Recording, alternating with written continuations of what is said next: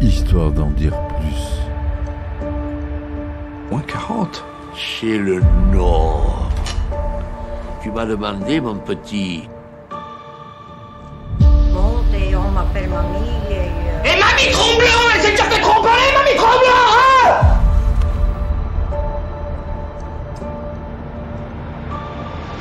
Mais il connaît pas Raoul, ce mec. Et puis en plus, je sens que ce soir, je vais conclure. Tu m'aides pas là? Non, pas là, non. Bonjour, bienvenue sur Histoire d'en dire plus cinéma.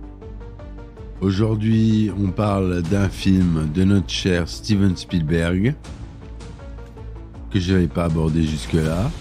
Un film sorti en 1998, film de guerre. Et c'est Il faut sauver le soldat Ryan. Allez, c'est parti mon kiki. Donc, Il faut sauver le soldat Ryan, ou en titre original Saving Private Ryan, est un film de guerre américain réalisé par Steven Spielberg et sorti en 1998.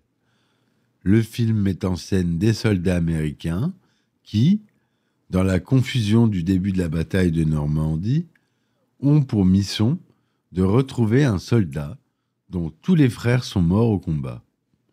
La reconstitution très réaliste du débarquement de Normandie est l'un des points forts du film. Le film a reçu des critiques élogieuses et a remporté plusieurs prix. Il a été également un succès commercial et a rapporté plus de 481,8 millions de dollars à travers le monde, ce qui en fait le deuxième film le plus rentable de l'année 98.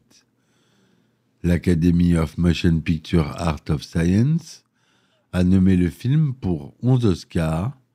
Il en a reçu 5, dont un second Oscar du meilleur réalisateur pour Steven Spielberg. L'édition en vidéo, sortie en mai 1999, engrange plus de 44 millions de dollars de recettes. En 2014, le film est inscrit au maintenant célèbre, si vous m'écoutez, National Film Registry pour y être conservé à la bibliothèque du Congrès à Washington comme étant culturellement, historiquement ou esthétiquement important. Donc, au scénario, on a Robert Rodat. À la musique, on retrouve un compère habituel de Steven Spielberg, puisque c'est le grand John Williams. La musique. En acteurs principaux, on a Tom Hanks, Edward Burns, Tom Sizemore, Barry Pepper, Matt Damon. On verra la distribution par la suite. C'est produit par DreamWorks SKG, la société de production de Steven Spielberg, avec la Paramount. Donc, le film dure 163 minutes, donc c'est un long film, une grosse histoire à raconter qu'on commence ainsi. Un vétéran américain de la Seconde Guerre mondiale, maintenant âgé, visite en France le cimetière américain de Colville-sur-Mer. Accompagné de sa famille et de ses petits-enfants, le vieil homme, alors qu'il s'arrête devant une pierre tombale, tombe à genoux sous le coup de l'émotion et commence à se remémorer ses souvenirs de guerre. Au matin du 6 juin 1944, premier jour de la bataille de Normandie, lors du débarquement allié en Europe, sur la plage d'Omaha Beach, d'où débarquent les soldats américains dans le secteur Dock Green, le capitaine John H. Miller, commandant d'une compagnie de Rangers, dirige ses hommes et lutte pour sortir en vie de la plage. Malgré le mitraillage de l'armée allemande, du haut de leur blocos, au sommet des collines, les soldats américains se fraient un chemin et, après de durs combats, parviennent à créer une brèche dans les fortifications allemandes, puis nettoient les positions défensives ennemies. Parallèlement, on apprend que 3 hommes, tous dénommés Ryan et appartenant à la même fratrie, de 4 frères sont morts au combat. Sean Ryan est mort sur la plage d'Omaha Beach, Peter Ryan à Utah Beach, et enfin Daniel Ryan est mort en Nouvelle-Guinée durant la campagne du Pacifique. Le dernier frère survivant, le soldat James Francis Ryan, fait partie de la 101e division aéroportée américaine, parachuté sur le Cotentin, en plein territoire ennemi, et dont on est sans nouvelles. Les lettres annonçant la mort des 4 fils Ryan vont parvenir à leur mère en même temps. Informé de ces événements, le général George C. Marshall, le chef d'état-major de l'US Army, basé à Washington, décide de monter une expédition de sauvetage. La mission est confiée au capitaine Miller, à la tête d'une escouade de 7 hommes, le sergent Horvat, les soldats Rayburn, Carpazzo, Mellis et Jackson, l'infirmier Wade et le caporal Upham, un traducteur du quartier général. Miller a pour mission de retrouver Ryan et, s'il est encore en vie, de le ramener sain et sauf afin de le faire rapatrier en Amérique. L'expédition de secours part alors à la recherche de Ryan à travers le bocage normand, au hasard de combats contre les troupes allemandes qui tentent de résister coûte que coûte à l'avancée alliée. Au fil de leur quête, et après avoir successivement perdu 2 camarades, Carpazzo puis Wade, durant l'accomplissement de leur mission, certaines questions se posent à Miller et à ses hommes, qui deviennent amers et désillusionnés. Arriveront-ils à sauver ce Ryan en vie parmi le carnage qui sévit autour d'eux? Mais surtout, la vie du soldat Ryan vaut-elle le risque de risquer la leur? Dans un premier temps, après avoir localisé un soldat nommé James Ryan à Neuville, l'escouade s'aperçoit qu'il s'agit d'un homonyme. Par la suite, après avoir accueilli des informations grâce à des soldats de passage qui connaissent Ryan, le capitaine Miller apprend que celui-ci se trouve au village de Ramel. Arrivé non loin du village, Miller et ses hommes retrouvent Ryan par hasard, après avoir détruit un blindé allemand dans une embuscade à laquelle participait le groupe de Ryan. Retournant à Ramel avec Miller et ses hommes, James Ryan refuse de quitter son poste, malgré l'ordre du capitaine Miller de le ramener avec eux. Finalement, Miller décide de rester à Ramel avec ses hommes, afin d'aider à la défense du pont, les troupes allemandes étant sur le point d'arriver et menaçant de reprendre cet objectif stratégique. Les soldats américains se préparent alors à défendre le pont de Ramel face aux troupes allemandes,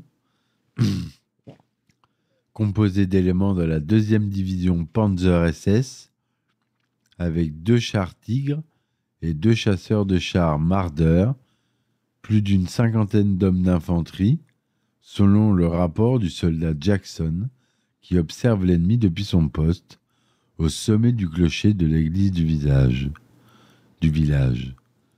Malgré un combat acharné pour défendre le pont, au cours duquel les soldats américains infligent de lourdes pertes aux troupes allemandes, mettant notamment hors de combat l'un des 2 chars Tigre, qu'ils immobilisent avec des bombes magnétiques. Les défenseurs de Ramel sont finalement submergés par le nombre, les soldats Jackson et Mellis sont tués, ainsi que le sergent Horvat. Le caporal Upham, immobilisé par la peur, évite les combats et se cache. À court de solutions, le capitaine Miller tente en dernier recours de faire sauter le pont, mais il se fait tirer dessus par un soldat allemand, celui-là même que Miller et ses hommes avaient auparavant capturé puis ensuite relâché, et qui a depuis rejoint une unité de combat allemande. Après avoir essayé de récupérer le détonateur des explosifs du pont, Miller aperçoit le deuxième char Tigre arriver dans sa direction. Incapable de bouger à cause de sa blessure, il tire en désespoir de cause sur le char avec son pistolet, tandis que le tank atteint le pont. Mais soudainement, le char explose. Miller aperçoit alors un chasseur P-51 Mustang qui, survolant la zone, vient de détruire le char. Peu de temps après, des unités blindées et des soldats américains arrivent en renfort et mettent en déroute les troupes allemandes restantes. Tandis que les Allemands battent en retraite, Upham sort de sa cachette et abat le soldat qu'il a vu tirer sur Miller, mais permet à ses camarades de fuir. Les soldats Ryan et Rayburn, seuls rescapés des troupes américaines de Rommel, font face au capitaine Miller qui gît mourant au sol sur le pont, tandis que Raymed part en urgence à la recherche d'un médecin. Ryan s'agenouille pour écouter Miller prononcer ses derniers mots à son oreille. « James mérite ça, mérite-le », avant de s'éteindre. Alors que Ryan se tient au-dessus du corps sans vue du capitaine Miller, les années commencent à s'ajouter à son visage. Il redevient le vétéran âgé debout à côté de la tombe du capitaine Miller au cimetière de Colville-sur-Mer. James Ryan demande alors à son épouse s'il a été digne d'un tel sacrifice, s'il a été un homme bien. Comprenant ce qu'il veut dire après avoir regardé la tombe, celle-ci lui répond qui il est. Et il l'est. Ryan salue ensuite la tombe du capitaine Miller. Et la dernière séquence montre le drapeau des États-Unis flottant dans le ciel, comme au tout début du film. Voilà pour le résumé détaillé du film. Donc on a dit qu'à la musique, on avait John Williams, au montage, on a Michael Kahn, un habitué aussi de Spielberg. À la photographie, on a le grand Janusz Kaminski. Aux effets spéciaux, c'est John Evans qui s'y colle et qui a beaucoup de travail. C'est tourné en couleur avec du matériel Panavision en Technicolor 35 mm. Certaines scènes ont été tournées en 16 mm pour coller à l'époque, bien sûr, avec un format de 1/85 en son Dolby numérique DTS SDDS. On l'a dit, il dure 163 minutes et le budget initial est de 70 millions de dollars. Il est sorti aux États-Unis en première mondiale à Westwood, Los Angeles, le 21 juin 1998 et en sortie nationale le 24 juillet 1998 et en France et la Belgique le 30 septembre 1998. En France, il est classé tout public avec avertissement, puis déconseillé au moins de 12 ans. Aux États-Unis, il est affublé d'un Rated R, donc les enfants de moins de 17 ans doivent être accompagnés d'un adulte. Tom Hanks y joue le capitaine John H. Miller. Edward Burns joue le soldat de première classe Richard Rayburn. Tom Sizemore y joue Michael Horvat. Matt Damon y joue le soldat deuxième classe James Francis Ryan. Barry Pepper, Daniel Jackson. Adam Goldberg, Stanley Melish. Vin Diesel y joue Adrian Caparzo. On a Bryan Cranston qui joue Mac, le colonel manchot au départ tombant de la guerre à Washington. Enfin, on a pas mal de... Je vais pas citer tous les acteurs, on va pas faire toute la distribution. Le film est inspiré de l'histoire réelle des frères Niland, une fratrie de soldats américains tués pendant la Seconde Guerre mondiale, même si le scénario du film est en grande partie de la fiction. Le rapatriement est inspiré de l'histoire des 5 frères Sullivan et de la politique du seul survivant.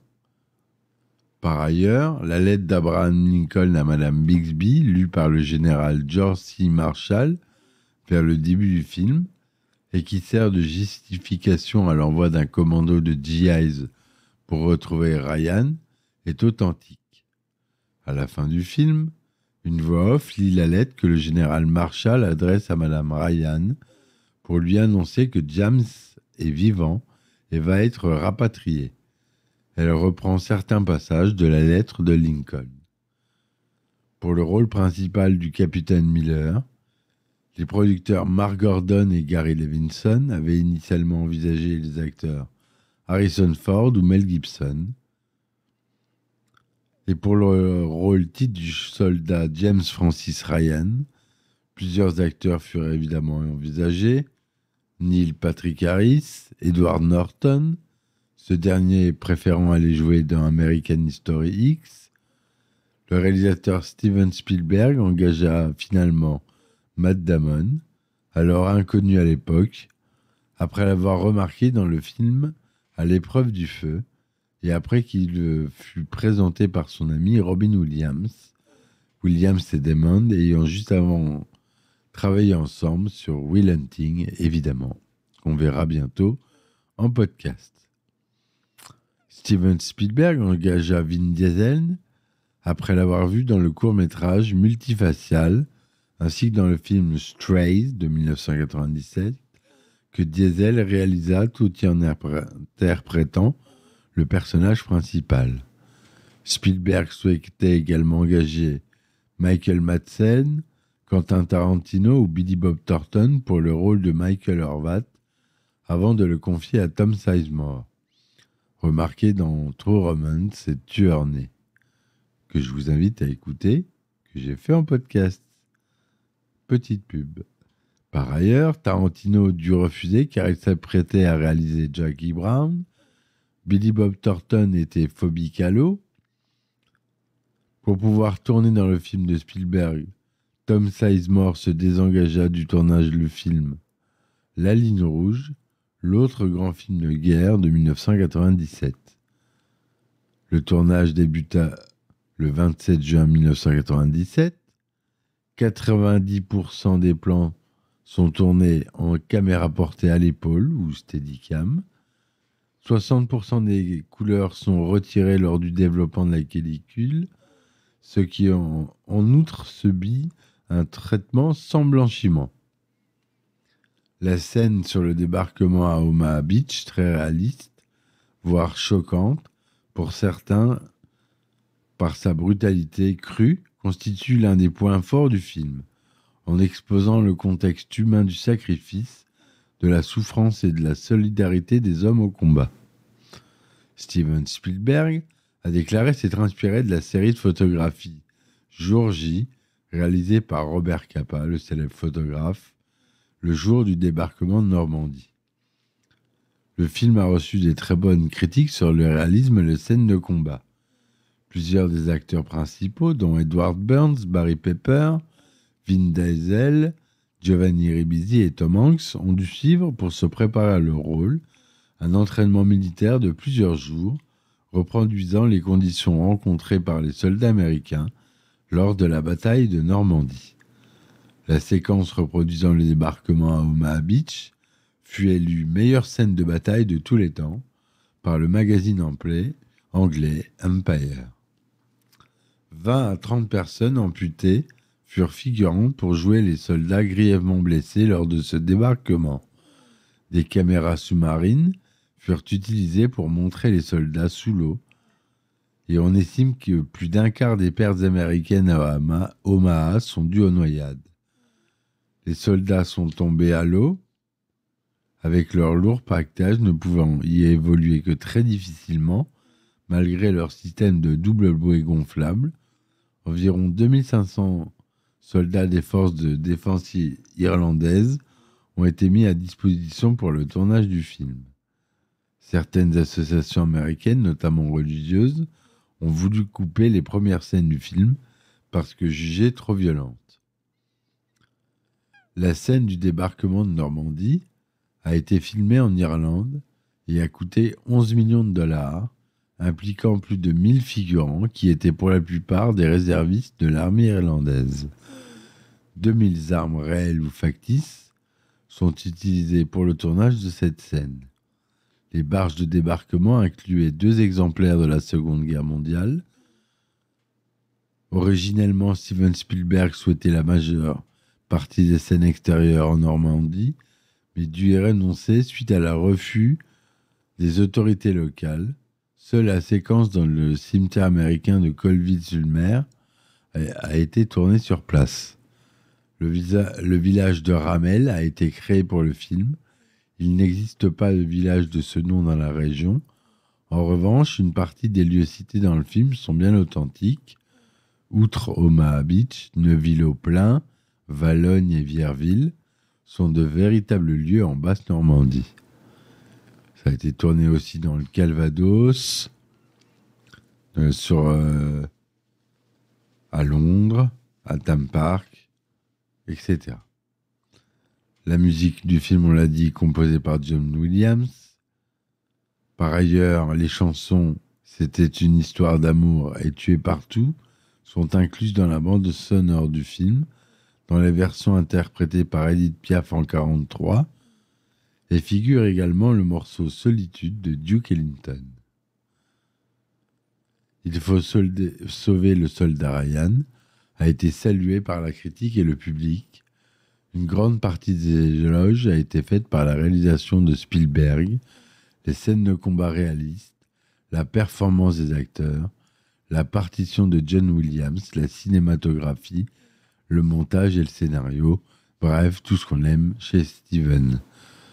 Sur le site Rotten Tomatoes, le film obtient plus de 93% d'avis favorables sur plus de 142 critiques, avec une note de 8,6 sur 10, ancré par une autre performance gagnante de Tom Hanks, le film de guerre stoïquement réaliste de Steven Spielberg redéfinit pratiquement le genre.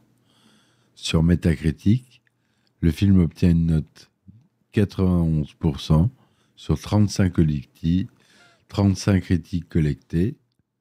Acclamation générale. Le film est salué en France avec une note de 4,3 sur 5 sur Allociné, avec plus de 4 143 000 entrées en France. Sur le sol américain, il fera 216 millions de dollars. Et on l'a dit tout à l'heure, un total mondial du 840 000 dollars. 481 millions pour la recette totale. Donc il a reçu l'Oscar du meilleur réalisateur pour Steven Spielberg, l'Oscar de la meilleure photo pour Janusz Kaminski, Oscar du meilleur montage pour Michael Kahn, Oscar du meilleur son pour Gary Ridstrom, Gary Summers, Andy Nelson et Ronald Judkins, Oscar du meilleur mixage son pour Gary Ridstrom, Gary Summers, Andy Nelson et Ronald Judkins toujours. Golden Globes du meilleur film dramatique et du meilleur réalisateur pour Steven Spielberg. BAFTA du meilleur son, BAFTA du meilleur effet visuel. Et autres, et je vous parle pas des nominations. Il y a eu dans les aventures de Lucky Luke, lors de l'épisode 31, les nouvelles aventures de Lucky Luke, la mère du capitaine du fort dit qu'elle va sauver le soldat Ryan quand elle se déguise en soldat pour sortir du camp. C'était l'anecdote impromptue. Merci, monsieur Guillaume Cassard, je t'ai piqué ton terme, l'anecdote impromptue. Je la réutiliserai pas, promis. C'était un clin d'œil. Bon vent à toi. C'était tout pour moi, mes amis. J'espère que ma chronique vous aura plu. Je vous dis à très vite pour une prochaine chronique. N'oubliez pas de me supporter sur mes différentes plateformes dont les liens sont en description du podcast. Merci encore et ciao ciao. Histoire d'en dire plus. Moins 40. Chez le Nord. Tu m'as demandé, mon petit. Monte et on m'appelle mamie Et mamie Tromblon, elle s'est déjà fait tromper, mamie Tromblon, hein?